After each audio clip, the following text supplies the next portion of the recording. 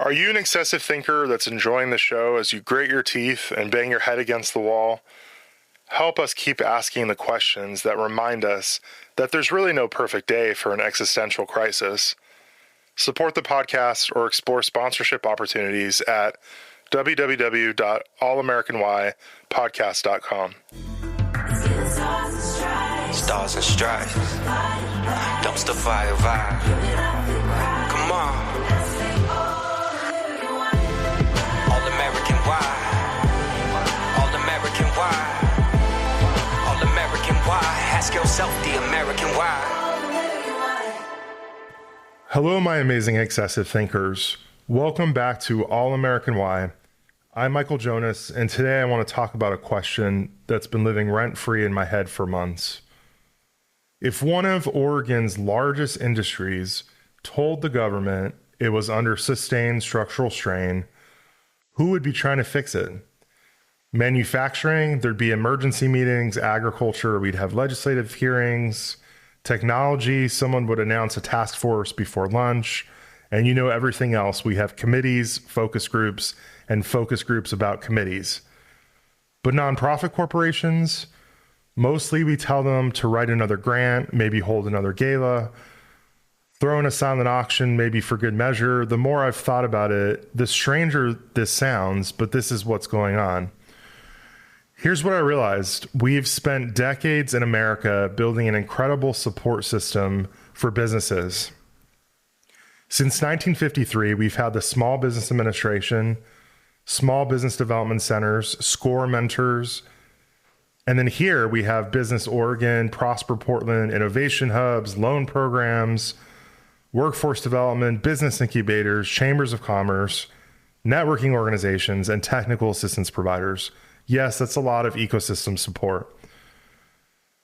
The entire ecosystem support is basically saying that it exists around one belief: healthy businesses create healthy communities. As a nonprofit and business attorney, I completely agree with this.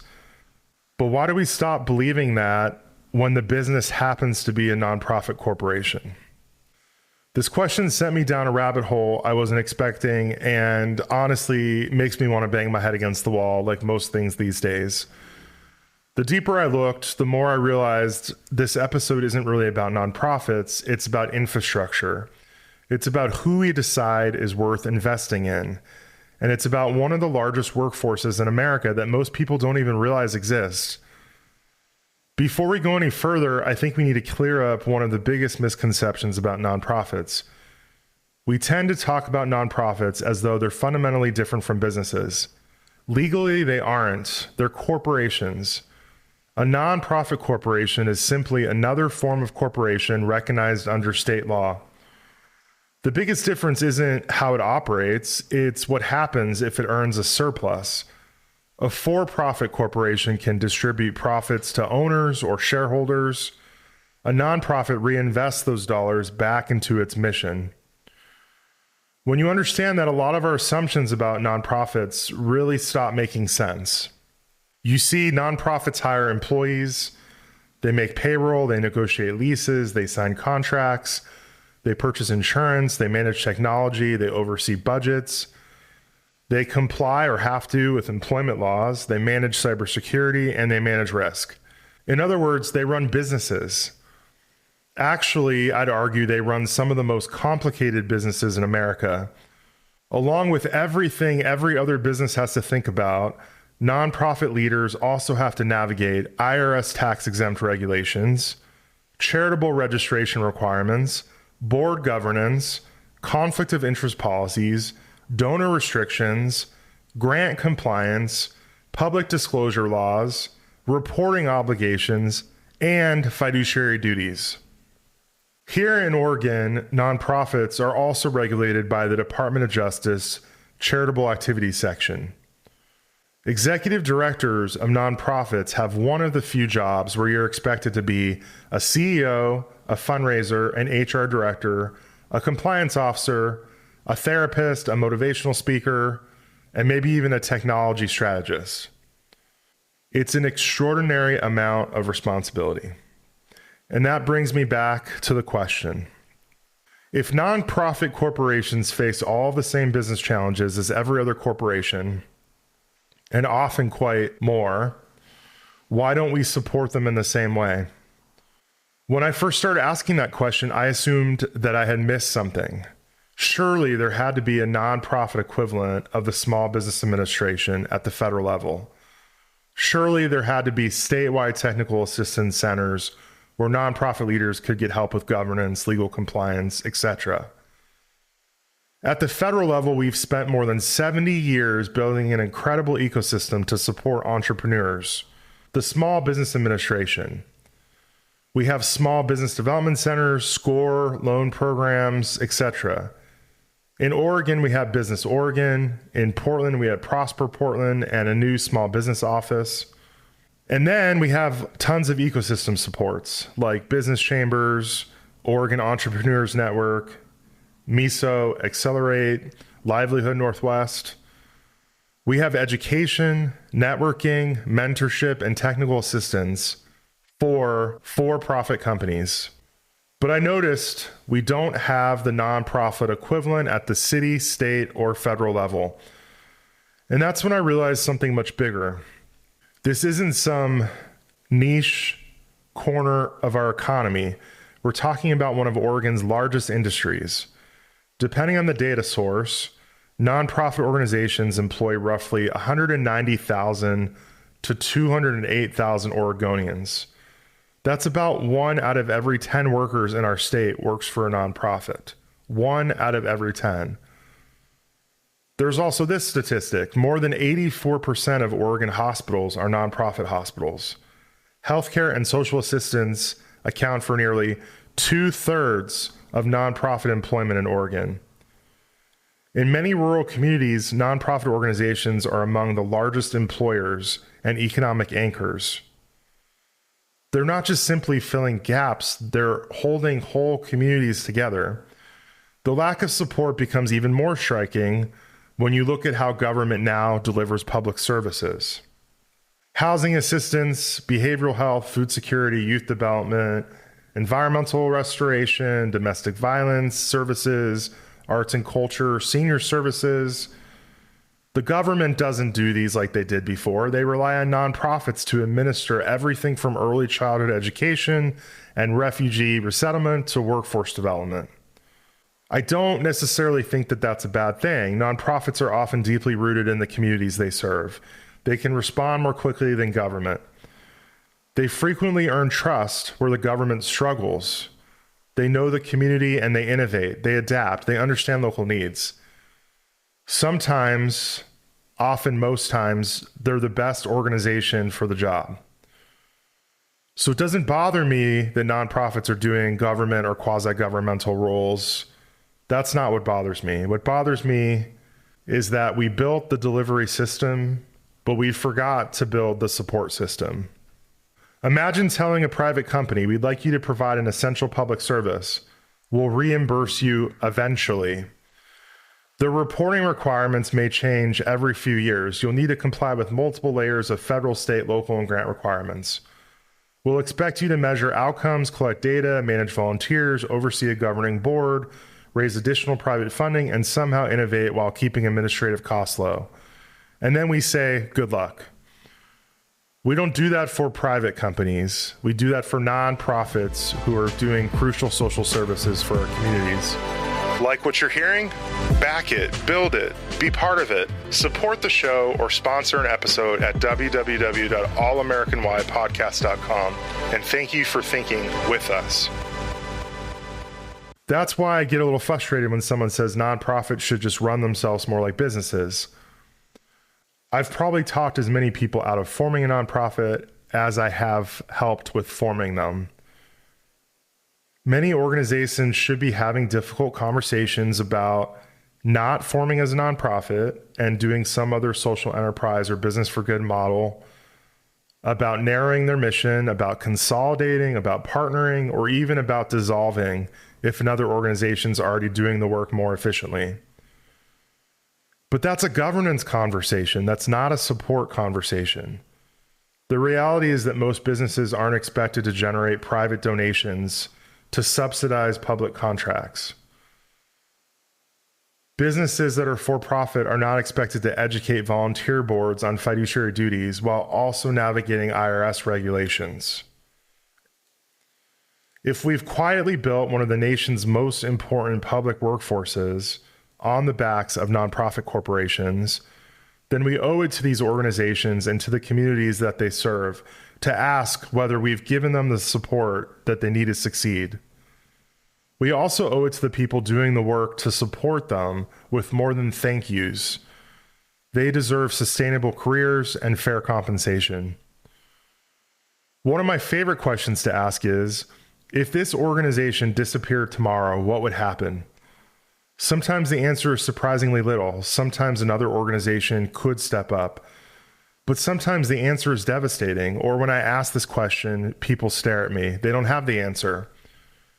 Because the reality is, if that organization was not funded or couldn't survive, meals would not be delivered, children would lose out on after-school programs, families would lose housing assistance, survivors would lose advocacy services, behavioral health appointments would disappear, food pantries would close, entire communities would feel the impact. We don't usually notice these organizations because they're quietly doing their jobs every single day. We surely notice them when they're gone, and we will continue to notice them when they're gone. If the consequences of failure are that significant, shouldn't we care just as much about preventing failure as we do about responding to it? That's what economic development is really about. It's not just helping businesses grow. It's helping essential institutions remain strong enough to continue serving the people who depend on them most. Once I started thinking about nonprofit organizations that way, another question naturally followed. If we've spent more than 70 years building an ecosystem support around small businesses, what would it look like if we finally decided to build one around nonprofit businesses as well? What if Oregon created nonprofit capacity centers modeled after our small business development centers? Imagine an executive director being able to sit down with someone and ask, our board is struggling with governance. Where do we start? Or we're negotiating our first major government contract. Or the IRS sent us this letter. Or we had a cybersecurity incident. What do we do? Or our founder is retiring after 25 years. We don't know what succession looks like. There are plenty of organizations like Nonprofit Association of Oregon and People's Nonprofit Accelerator who help out with these things, but from an educational perspective, they don't do technical assistance programs, which are needed. The more I looked into it, the more convinced I became that we haven't ignored nonprofits because we don't care. We've ignored them because we've never really thought of them this way before. We've thought of them as charities. We've thought of them as service providers. We've thought of them as grant recipients. What we haven't consistently thought of them as is one of the most important business sectors in our state. Once you start seeing nonprofit corporations that way, it's hard to unsee. That's why I wanted to have this conversation with Scott Kerman. Scott has led nonprofit organizations, served in public leadership, and has spent decades watching these systems evolve from the inside. He's seen what works, what doesn't, and what happens when good organizations don't have the support that they need. Maybe I'm seeing something real. Maybe I'm missing an important piece of the story. Either way, I can't think of anyone better to explore that question with. Scott, welcome to All American Wine. I think that was I think that meant to go. Yeah. Well, hi, Scott. How are you doing? I'm doing great, Michael. How are you? I'm good. Thank you so much for doing this podcast. Yeah, I appreciate being invited. I'm looking forward to this conversation. Yeah, absolutely. So on All American Why, we're asking questions about America and things that are either wrong or not right or surprising. And I thought you'd be really good to talk to about nonprofits and nonprofit support in America. We'll find out. There's certainly a lot to talk about. I think it's a good topic, and I think it's a very relevant topic this year, especially. Yeah, absolutely. So just so listeners know, can you talk about your experience in the nonprofit sector? And where you were and where you're going. Yeah, my experience, it was a long, strange road to get there. I started out very much like you, an attorney. I was a criminal defense attorney, and that's what I thought I wanted to be my whole life, until I realized what I really wanted to be was a classroom teacher. And so I stopped practicing law. I got into teaching middle school, high school, eventually worked my way into school leadership at independent schools. And those are nonprofits, and got a lot of experience, learned a lot about nonprofits and running nonprofits and all the unique characteristics that are a part of being in a nonprofit. And that eventually led me to Blanchet House and Farm here in Portland, Oregon, a homeless services agency located in Old Town. I was there for about 6 years. And now I guess I'm a free agent. I'm working on a couple of things. I just finished an interim executive director gig at Share of Vancouver, which is it's really Southwest Washington's largest homeless service provider. It was a different experience in Blanchet House, which was, much smaller, independently funded. Share is a massive organization that is involved in all kinds of homeless services, and for the most part, public funded. I'm also working with some people on a project right now to try to pilot something called a nonprofit consortium, and perhaps this is something that we'll talk about during this conversation. Yeah, absolutely. Well, first of all, thank you for doing great community work. I don't think gets said enough. And, nonprofit work is not for the faint of heart, especially nonprofit work that relates to hunger, houselessness, mental health. Well, but it is extraordinarily rewarding. I mean, and I say that with I'm not just trying to blow smoke on that. I mean, it really is a wonderful way to earn a living, to spend your time, to have a career.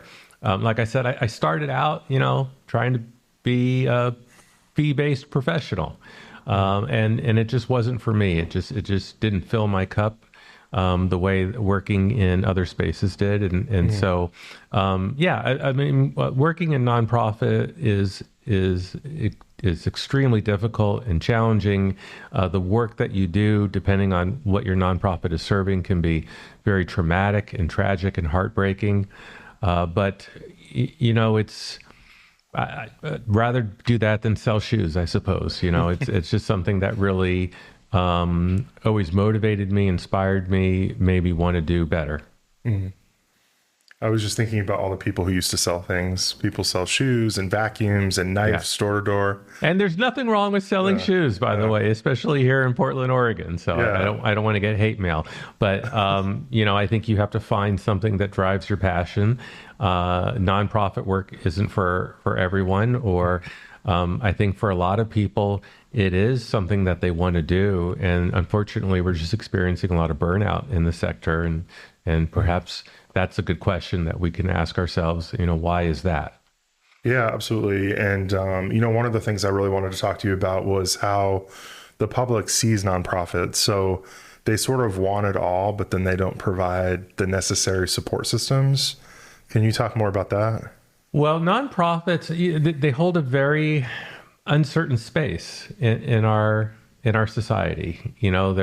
They're kind of a corporation, but they're not a corporation. I mean, legally they're a corporation, of course, but I mean, nobody really cares about that. They think of them as a charity, and ascribe then all the things that they associate with charities. And I think that's one of the reasons why we're experiencing so much burnout and struggle in the nonprofit sector is there are expectations that don't match the reality of the work, and really the fact that nonprofits, although they are a beneficial corporation to some extent, exist in the same world as all other businesses and corporations, and have to play by most of the same rules, but just have fewer tools to work with. Mm-hmm. Yeah, and that's a good point. I mean, they have intellectual property, they hire, they're caring about cybersecurity, I mean, all of the things are the same. So, Human resources, bills that have to be paid, payroll that has to be processed. I've had people over my career, ask me the most extraordinary questions, like, wait, you have to pay your electric bill? You don't get that for free? No, yeah. we don't get a PGE discount for being a nonprofit. We pay for our electricity. We pay for the fuel that we put in our delivery or pickup vans. We pay payroll taxes. We are very much identical to Starbucks, McMenamins, Target, Nike, in many significant ways, and I think that surprises people. Yeah, absolutely. And, they're both corporations, as you said.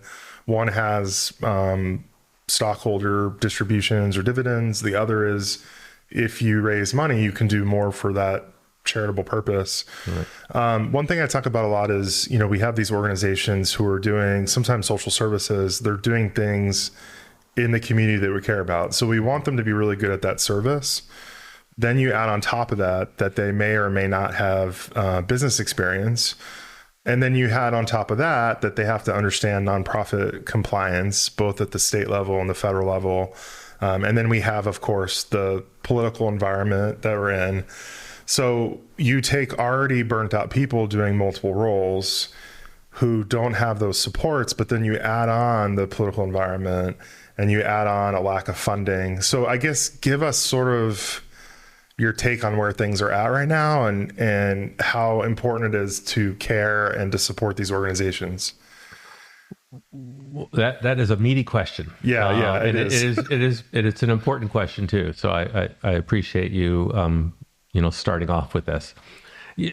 One of the things to keep in mind, especially in terms of social services, is that this is a civic responsibility to care for the citizens, the residents of our community, the people who live here, the people who are struggling to be housed, to have the proper clothing, to have the income that they need to survive, lack of food, medical care, what have you.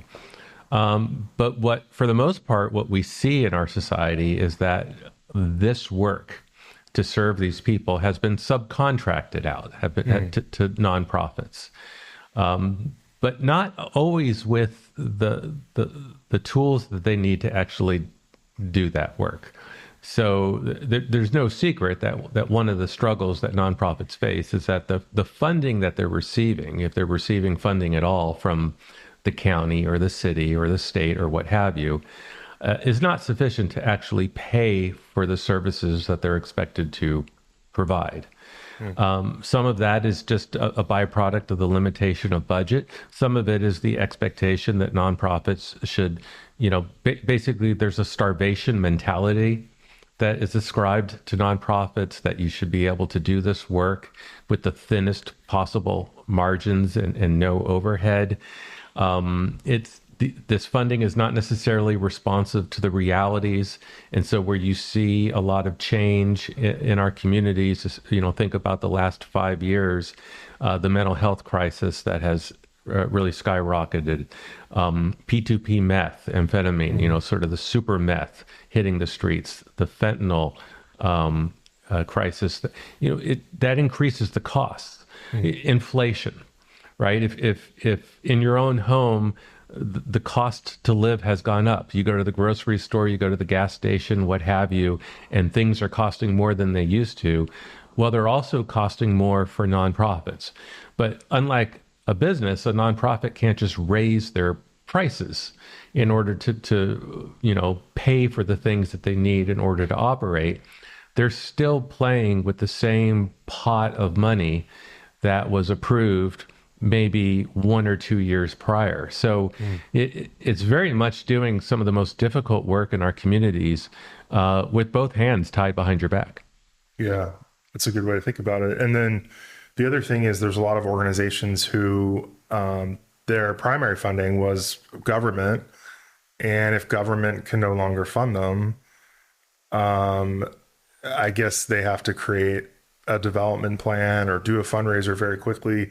Can you speak to that in terms of how organizations rely on funding and how if the funding gets pulled, you may or may not have notice or a plan. Well, for a nonprofit, obviously they need money to do their work, whether, to pay the electric bill, to pay the insurance, to pay their employees, to purchase the supplies. I mean, these are, often $1 million and multi-million dollar operations, depending on the work that the nonprofit is doing. And they're doing that primarily with a single revenue source, and that is donations. Whether the donation, the grant is coming from the government or coming from a private foundation or coming from fundraising. There aren't really other sources of revenue. You're not selling anything. You're not marketing anything. You don't necessarily have anything of value. And while there's always a lot of advice out there, especially on LinkedIn, nonprofits, you've got to develop, multiple revenue streams. It's easier said than done. Mm-hmm. What does that mean? Did you open up a thrift store? You start a small business? How many thrift stores, does one community need? How does a nonprofit that maybe is focused on feeding people or providing mental health services suddenly start up a small business that's going to make a profit, and a profit that is going to help fund the nonprofit services for which they needed to open up this small business? So you can kind of see that it's Alice in Wonderland. You just get deeper and deeper into the rabbit hole. And so you really are, for the most part, stuck with, one type of revenue. You're not going to get venture capital, infusion of funds. You can't sell shares of stock. You have to survive on donations. And you're absolutely correct. For nonprofits that might have been depending on public funding to the tune of 60% or more of their revenue, they're finding themselves in a real predicament right now because that funding is not there the way that it used to be, especially if they were benefiting from federal funding. Mm-hmm. There are many organizations throughout Oregon that primarily survived on federal funding or passed through federal funding and weren't even in the business of doing independent fundraising, didn't have a history of going to the foundations in the state that provide funding for a lot of the nonprofits. And so they are now forced to get into that space as well, which means that the competition, and we hate to use that word competition, but you are, in a sense, vying for finite resources along with lots of other worthy organizations. So it is, to some extent, a competition. That field is getting much more crowded, and you're going to see a lot of nonprofits who used to bank on getting grants are going to find themselves coming up short. Mm-hmm. And just so people who are listening who don't know, can you talk a little bit about restricted and unrestricted funds? Because I also feel like people get the sense of, we have money in, we can use that money for anything. Right. Well, yeah. So let's think of it this way, because this can get kind of wonky. So if you go to Starbucks, we'll use Starbucks. You go to Starbucks and you buy your coffee, and the coffee is $4.50. You can't say to Starbucks, by the way, I want my $4.50 to go towards employee benefits. Mm-hmm. I'm restricting this payment to employee benefits because that's what really inspires me. I don't want to pay for your utility bills or your insurance or anything like that. Or your labor union busting. Right.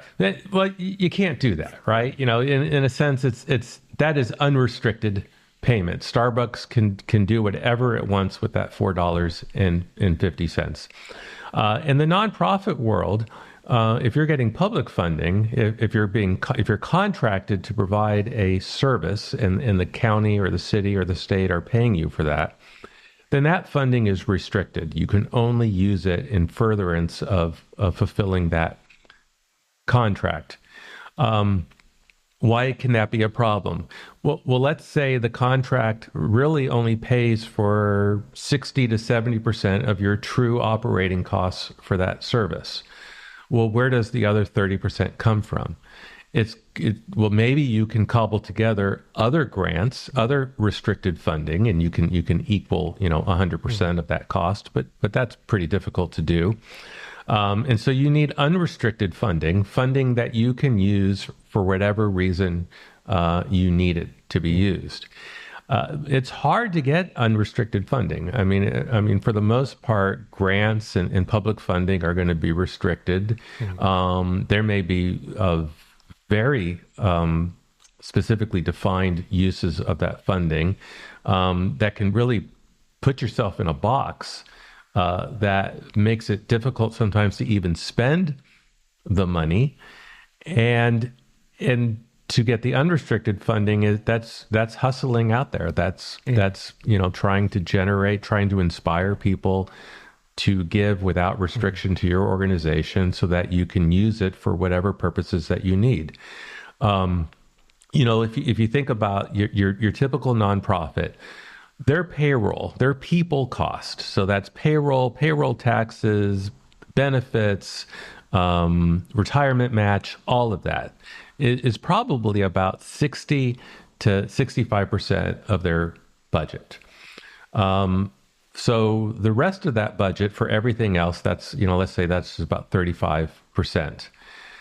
The top items, chances are going to be your insurance, your utilities, maybe your repairs and maintenance if you're operating, a 4 or 5 story housing building with a commercial kitchen like we were doing at Blanchet House.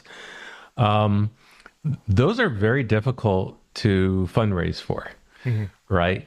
Your utility bill could run you 6 figures, gas, electricity, garbage, recycling, water, sewage, really sexy things. Yeah, I was gonna say you don't really see a fundraiser. It's hard to do a fundraiser for that, and there are no grants for that. I remember once I was talking to Governor Kotek, and the governor asked if you could wish for something, what would you wish for? And I said, I wish that, for $500,000 that, the county or somebody would give us $500,000. And the governor said, well, what would you do with that? And I'm like, well, right off the top, that would pay for the year's insurance, utilities, and repairs and maintenance. And I would still have quite a bit left over that I could use any way that I wanted. You could raise wages. You could invest in a technology upgrade. Like the idea that I could have that money to put forward any way that the organization could really benefit from. But the thought of wow, I've just taken care of some of my highest expenses, and now everything else I fundraise pays for the meat and potatoes, the services that, the reason that we're in this game. And I think people don't appreciate the burden of of things like insurance and utilities and repairs and all the things that we take for granted that Starbucks and Target and Nike are going to have to pay for. There's this image, I think, that nonprofits kind of exist in their own metaverse where none of those things apply. Well, when you've said a lot of corporations, which is fine, large corporations, there's also small businesses, and we live in a small business community, but small businesses have tons of resources. They have 90 business Oregon programs. I had a conversation with the governor recently, but it was for a moment. I think it might have been at the same event that I saw you at last. She thought that a lot of the nonprofit organizations that do business support services like Accelerate Women and OEN and MISO, that they provided technical assistance to nonprofits as well. And I said, no, they don't. They don't. So, not only do we not have the Small Business Administration and SBDCs, because those are all for-profit businesses, we have a sea of for-profit ecosystem businesses or organizations. So I guess talk to me about, could it potentially be that there are either Prosper Portland or Business Oregon programs that either are existing that open up to nonprofits as well, or potentially looking at those programs and saying, we have funding that we can, especially in 2026, push towards nonprofit stabilization. Well,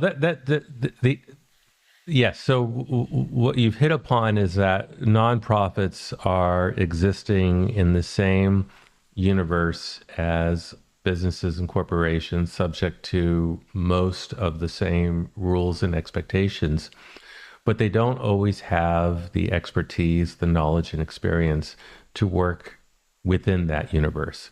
I mean, nobody starts a nonprofit because they love HR, because they really dig, payroll processing and compliance. They want to feed people, they want to clothe people, they want to educate people, they want to get, young, girls excited about science, or they want to help, people with disabilities have experiences that they might not be able to have.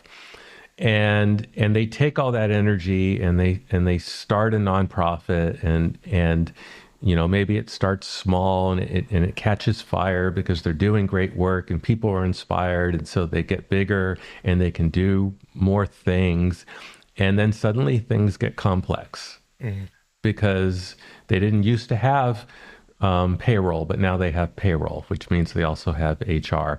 They didn't used to have a lot of bills to process, and now they do, and now they have to be thinking about their cash flow. But that's not why they got into this work. That wasn't their interest. They may not have any experience, aptitude. There are a lot of people in nonprofit who don't want to do anything, have anything to do with money and finances, because they feel very insecure about their ability to work within that in that realm.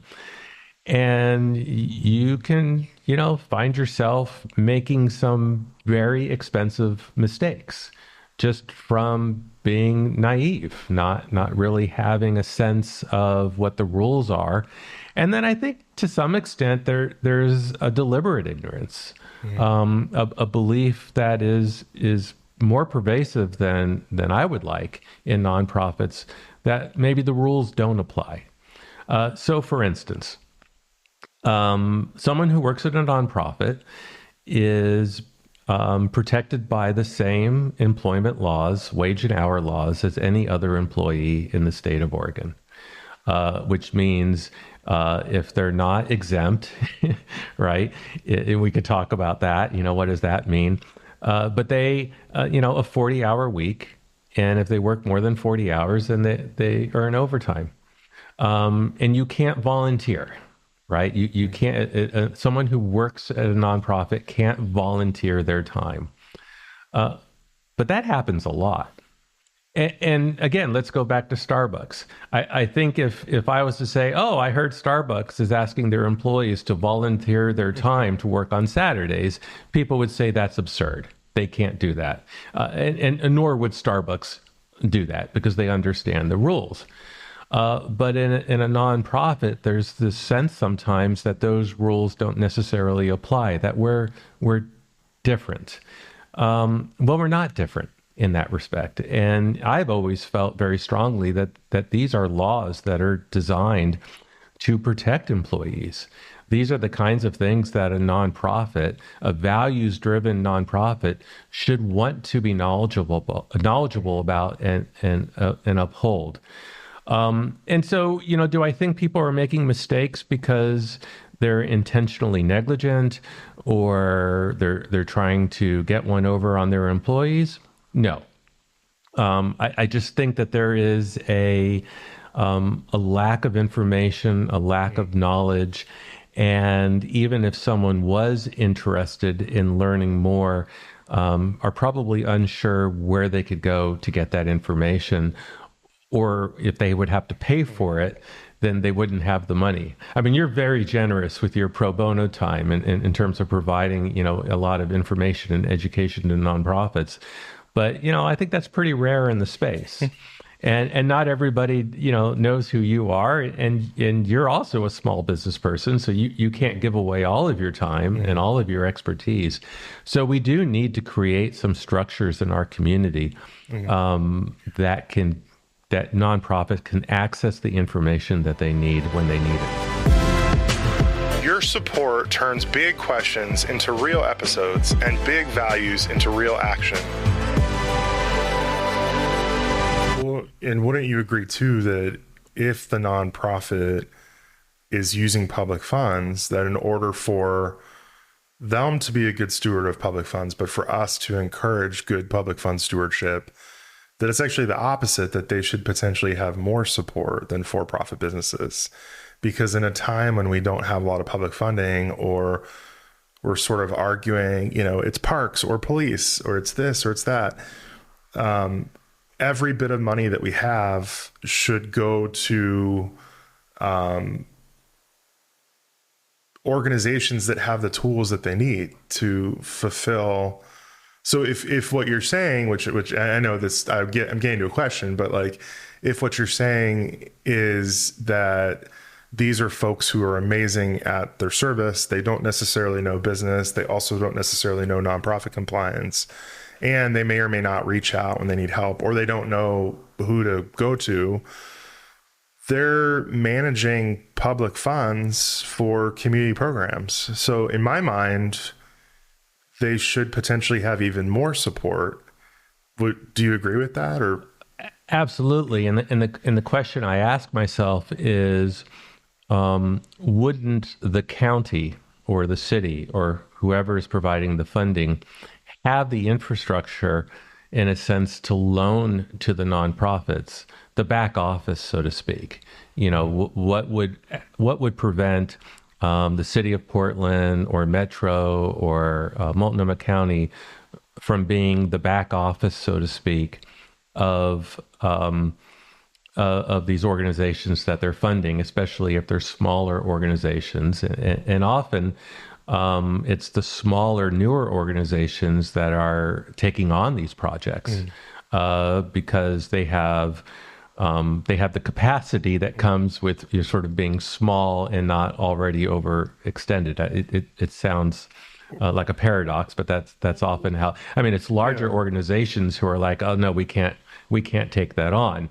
They may actually be the in the better position to succeed, but it's like, that's too much. The water is already overlapping the pool. We have, as of early 2025 in Portland, through Prosper Portland, we have the Office of Small Business. We don't have an Office of Nonprofits or Office of Community Programs. And then we have Business Oregon. Business Oregon doesn't open up Business Oregon processes to nonprofits in the same way. Of course, there's restrictions.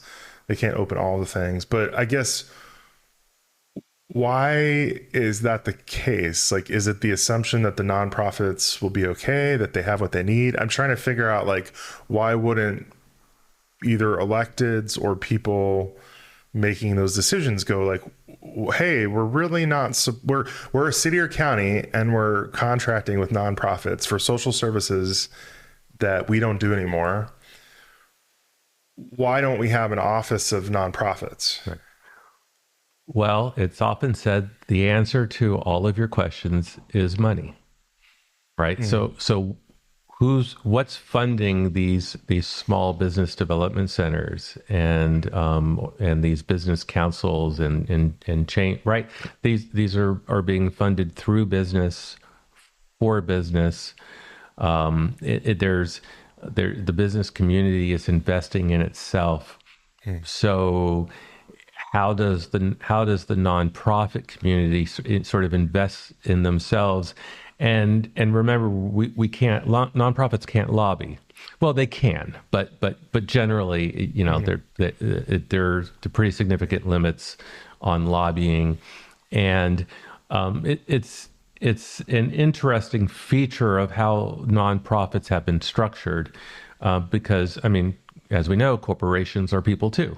Yeah, right? I was going to say, isn't it just a larger American problem of tying corporate greed to moral imperatives? Yeah, that is certainly part of it, and I think there's this sort of the sainthood tax that comes on nonprofits, right? That because it's a charitable endeavor, well, you shouldn't be making any money, you know. And people would say, you know, you know, to me, you shouldn't be taking a salary at all. Well, you know, I still have, you know, I have a mortgage and groceries and health and all of that. You know, should be paid for my work. People who work at nonprofits should be paid, and they should be paid a living wage. There shouldn't be a sainthood tax because they work for a nonprofit. The person who told you that, are they a trust fund baby? No. I mean, you just hear this. You hear this generally, and I think that this is going to resonate with people doing this work who have probably heard the same thing, or just might be surprised. You know, like you're in the priesthood. Yeah, you know, and it's, you know, you've taken a vow of poverty, and it's like, no, I'm working for an entity that is providing vital social services that are filling gaps that our civil structures and systems aren't filling, right? You know, this is not really even optional work. So it's this idea that nonprofits exist in this sacred space where they are immunized from all of the different expectations and pressures that small business people and entrepreneurs, and I'm glad you brought up, you know, small business, you know, people, because, you know, they struggle too. They don't necessarily have all the levers to pull as, you know, let's say a large corporation can, you know, in order to make sure that they're making their revenue. They, you know, can charge more fees. You know, they can raise their fees, I suppose, and hope that they don't lose business. They can, you know, take on more clients because, you know, who needs to sleep, and maybe you work Saturdays. I mean, they could get an SBA loan. You can get an SBA loan, perhaps. You can go into debt. And I think one of the things, you know, we often talk about in terms of it's, you know, non-profit doesn't mean you're not supposed to make a profit. It's really shorthand for not-for-profit. The idea is that a non-profit does not exist in order to make a profit. Starbucks exists to make a profit, to sell good coffee, but also to make a profit, right? Their coffee leaves. I'm not trying to pick on them. They just seem to be the business that's in my head right now. But for a nonprofit, you're mission oriented. You know, that means you're doing it in order to serve a mission, not to make a profit. But that doesn't mean you shouldn't make a profit. In fact, a stable nonprofit is going to have reserves. They're not going to be ending the year, you know, with $0 in the bank, and then raise all the money again for the following year. There should be profits that you can then invest in yourself, invest in your workforce, invest in your services, invest in your infrastructure. But of course, you know, nonprofits are supposed to exist without any overhead, unlike any other entity in the world. What happens or will happen when organizations who are doing, I guess we could call quasi-governmental work, can no longer do it? They lose the government funding. They can't quickly raise tons of money to replace it. I've tried to ask people this, and there's a lot of like, well, they'll just figure it out, or they'll raise the money. So I guess I'm asking you, I mean, I already know the answer, but I'm asking you from a real sense of doing this work, that if an organization who's been contracting with the county for 15, 20 years, if they go under as a nonprofit, like who does that service or services that they have been doing for 15 or 20 years? Well, no one, right? I mean, who's going to step in to fill that kind of gap? Some of the gap will be filled. I mean, let's say let's take our largest social service nonprofit in the community. I think is Central City Concern, housing, healthcare. They do a lot of really important, critical work throughout the community in different social sectors. If the bottom fell out at Central City Concern and they could no longer operate, how would we ever fill that gap? Who would step in to operate those health clinics? Other healthcare providers? That's a sector that's in trouble itself. Who's going to step in to operate all of the different housing and shelter? And sometimes, people can be really cynical, and it's like, well, all these nonprofits, it's just a grift and they should all fail. I don't think we would like to see that happen. I mean, number one, it's not a grift, but the failure of the nonprofit goes away. The problem still remains, right? That this was, the criticism sometimes is that if this shelter wasn't here, or if this food pantry wasn't here, then this problem wouldn't be here. As if that the only reason that there are hungry people or homeless people is because there is a shelter. Well, that's backwards thinking. The shelter is there because there are people there who need shelter. If you were to close down the shelter, the people are going to remain, or they're gonna sort of move into other neighborhoods, but they're not going to suddenly disappear or suddenly be housed. Well, when we want people who are familiar with that nonprofit purpose to be working on the issues. And so sometimes an organization will be, a pillar of the community. They know the ebbs and flows of that service. They know the people. So there is this sort of thing sometimes where people are like, well, just let the nonprofit fail and there will be another one. Or if they can't survive, that's on them. So what's your thought on that, of like the argument that if a nonprofit can't survive, then they either shouldn't be operating or it's all on them, that sort of thing, which I don't know if we would still say for a small private business. I mean, because nowadays the math doesn't math for for-profit businesses either. Well, this is where nonprofits where they do occupy a unique space, and I think not necessarily to the benefit of the whole. If I dream of opening a dry cleaners and I open a dry cleaners, the market is going to dictate whether or not I'm going to be successful. And maybe as I struggle, I can, take out loans and I can keep pouring money into it. But at some point, it's going to collapse. It's just, I just wasn't good enough at running a dry cleaner for whatever reason. Back to selling shoes. Nonprofits can struggle and sort of keep going because they can fundraise. And so I think sometimes we don't look for better options and opportunities because we're not forced to. So a topic that is really starting to take off in the nonprofit sector right now is mergers. And the Nonprofit Association of Oregon is doing a lot of good work helping to facilitate this conversation. A couple of years ago, if you uttered the word merger in a room full of nonprofits, it was akin to shouting fire in a crowded theater. I was just going to say right. they love the word consolidation, right? Because it has a better connotation, right? I mean, but because the struggle is real right now in terms of funding and how finite the resources are.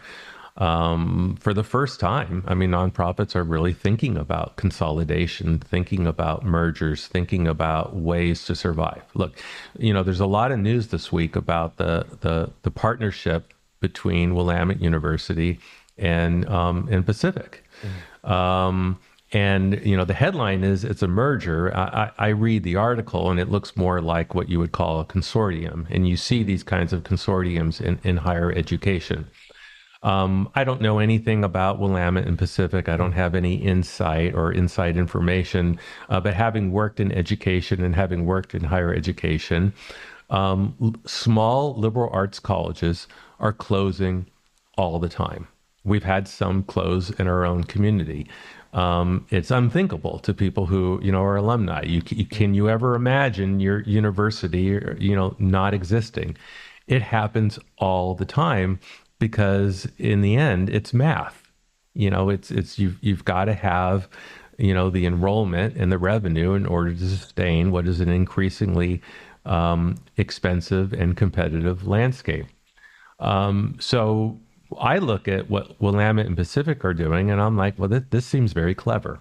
This seems like a way for them to join forces and strengthen themselves and not fall victim to what's happening to small colleges like them across the country every single week.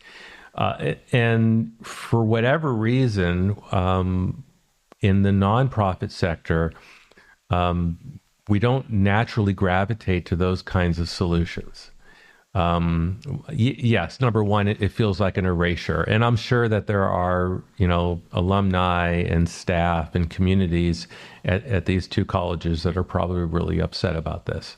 But they're not nearly as upset as they would be if tomorrow their college no longer existed. And that's the stark reality in higher education. And I think that's also the reality in the nonprofit sector. And so I applaud, NAO and others. Libra Ford in our community was the first to sort of kick this off with an op-ed about, hey, nonprofits, wake up. It might be time to think about consolidation, to think about merging, to think about ways to join your mission with another organization and be stronger for it and sustain yourselves so that you're still going to be there in the future when the community continues to need you. And I think that people think that it's like a one or the other. Like I can say nonprofit should exist and they need our support. I can also say that a nonprofit shouldn't be formed, or it should do 5 programs and not 10 programs. We live in a time of like this or that. There's a lot of binary thinking. And I think that's why the conversation, like with NAO and some other folks, it's narrowing or redefining purpose. It's consolidating, or it's dissolving. And if you dissolve, it's done in a respectful manner as well. It's not stay open and struggle or dissolve. There's a whole spectrum, just like in laws, it's a lot of times conflict and then litigation. There's a whole spectrum of problem solving. Like the community needs to focus on abundance and sharing resources. So you mentioned the schools. I know we also talked about, I think we both are from California, right? Mm-hmm. Yes. You talked about the Claremont colleges. So can you just explain for listeners the concept of a consortium model and what that would look like, and how that would not solve all the problems, but would make things better both now and in the future? Yeah, the reason why, if you start talking about mergers in a room full of nonprofits, you clear the room pretty quickly, is that, mergers by and large are acquisitions. One entity acquires another entity, and there is some erasure that's involved in that. You are taking 2 separate entities, perhaps, and you are combining them into one. And so that is a change in terms of community and culture. And for people, who are doing this work and feel so passionately about their mission and their values and their legacy, that's a really appalling idea. What a consortium could do is actually help. You can maintain your independence, but you form a partnership, a more substantive official partnership where you can share things like back office supports. You can create an ecosystem. So in the college environment, and so one of the more successful consortiums in higher education is the Claremont College. It's in Southern California, in sort of the east part of Los Angeles. It's 5 to 7 universities, depending on how you count them. All really excellent, prestigious, expensive liberal arts universities and colleges, each with kind of their own niche. Just because you want to go to Claremont, McKenna, or Pomona doesn't mean that you'd want to go to Scripps or Harvey Mudd. But what they did by joining together is they have, I believe, the third largest university library system in the state of California. Now, that's not something that they could have done on their own, of course, to rival, a UC Berkeley or a Stanford or a UCLA. But together they could. They could offer their students exceptional student health, campus security, better facilities because they're all sharing these facilities. So there's some economy of scale. You are creating an ecosystem where if you go to Harvey Mudd, you can enjoy all the things that attracted you to go to Harvey Mudd. Small class sizes, get to really know your professors, that sort of a small college environment. But you can also take part in big campus opportunities because the consortium of 5 or 7 is larger than the single entity. And I would imagine if you were, let's say, in the history department at Pomona, and maybe you really love teaching history at Pomona because you have small class sizes and you get to really develop wonderful relationships with your students and really serve your passion as a history professor. But maybe you miss that larger scholarly community as well. And I would imagine then they get that because the ecosystem is larger. They can match up with the history departments at the other consortium members. And so when I talk about a consortium, what I tell people is that you still get to be your nonprofit. For the most part, what's happening inside your walls in your day to day aren't going to feel any different. But you're going to be a part of something greater. And how is that going to benefit you? Well, we're going to go to market and maybe we'll be able to get better health benefits. Because instead of trying to get benefits for, 30 employees, the consortium has, hundreds of employees altogether. We can get better rates on insurance. We can get leverage some IT and cybersecurity support that is really hard for small and medium-sized nonprofits to fund themselves, et cetera, et cetera, et cetera. That you can, the reason the Claremont Consortium started 100 years ago was the president of Pomona sort of looked into the future and said, look, we either grow and then we're no longer what we want to be, what we were founded to be, or we stay what we are, we stay true to ourselves, but we're going to lose out on the students of the future who are going to have greater expectations, who are going to want more than we can offer. So how do we offer the best of both worlds? How do we offer that small college experience that will draw people to Pomona, but also provide big campus experiences that students in the future are going to want? And so that was truly visionary, and I think has proven to be successful. And there are examples like this, all across the country. I used to live in Western Massachusetts, and so you have the wonderful colleges up in Northampton and Amherst who really do have that kind of coalition and consortium. It's different than the Claremont, but students can take classes at the different universities and can participate in programs at the different colleges and universities. And even then, they're still struggling, and I think the survival, it really requires people to think outside the box and think about different structures and systems. If you were to tell people in office now, kind of a message about the state of nonprofits and what we should be thinking about, like, what is that message? I'm going to go back to what you were talking about earlier, and I would ask to find some way to stand up technical assistance for nonprofits. I think the understanding that it's going to be very difficult for nonprofits to provide the level of internal expertise and knowledge that they need. They just don't have the funding to do that, and the funding they have, is really directed at the services that they're trying to provide. And there's not a lot of excess funding to spend on things like IT and cybersecurity and finance departments and human resources and et cetera.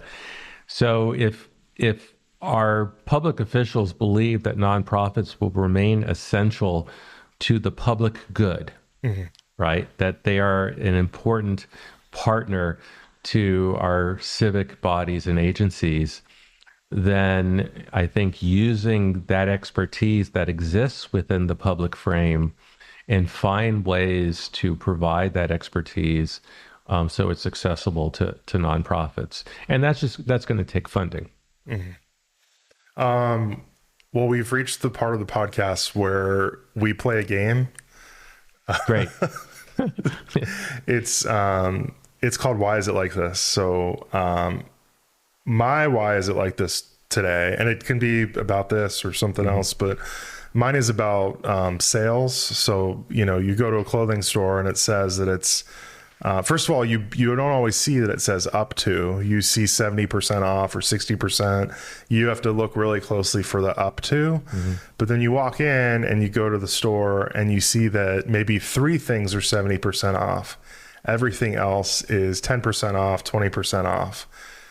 My grievance with that is there shouldn't be a sign that says up to 70% if it's just a few things.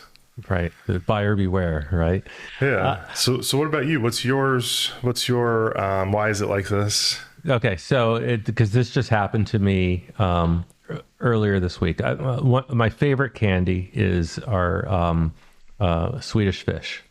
I remember as a kid going to the Sears candy store, right? Back when there were Sears and back when Sears had a candy store and you could get, and the Swedish fish were the best. So I was standing in line and sometimes they have the candy, sort of while you're waiting in line, on the shelves. And so it was an impulse buy. I saw the box of Swedish fish and I'm like, I'm going to treat myself to this. And it was a pretty good size box. And now you can imagine what happened when I actually opened the box. And it was probably a third full. And then what they do is they actually, the Swedish fish are inside a plastic wrap inside the cardboard box. And I guess that helps make it feel heavier. You can't like rattle it around to actually realize that it's this big empty box with about 7, pieces of candy in it. I mean, it's just, it's not that it's wasteful, right? Yeah. But it's how disappointing. Yeah. It's like buying the ice cream cone and having it sort of fall off and hit the sidewalk. That's the feeling I got. Yeah. And I'm like, that's just not right. It was like a bait and switch, no pun intended, because it's the fish. Yes. I see what you did there. That's very clever. Yeah. Well, thank you so much for being such a great community leader and for all the work you've done. And thanks for doing this podcast today. Oh, thank you for all the support that you give to nonprofits. You give a lot of your time and expertise, and it's so meaningful to a lot of nonprofits out there. So thank you. Thanks so much, Scott. Well, we've reached the end of this episode of All American Why. If you made it this far, congratulations. You're officially an excessive thinker too. If something today made you laugh, cringe, or reconsider everything you thought you understood about this country, good. That's the point. Subscribe, rate, review, and share All American Why wherever you get your podcasts, including on YouTube. Or don't. It's still a free country for now. you can find me, Michael Jonas, on social media or at allamericanwhy.com, where we're building community for people who still give a damn. Original music by Renezra and Views. Audio editing by Kyle Gilmer of Residual Audio. Until next time, keep your curiosity loud, your optimism spiteful, and your democracy under constant surveillance. This is All American Why. Thank you for listening. All American why? All American why? Ask yourself the American why.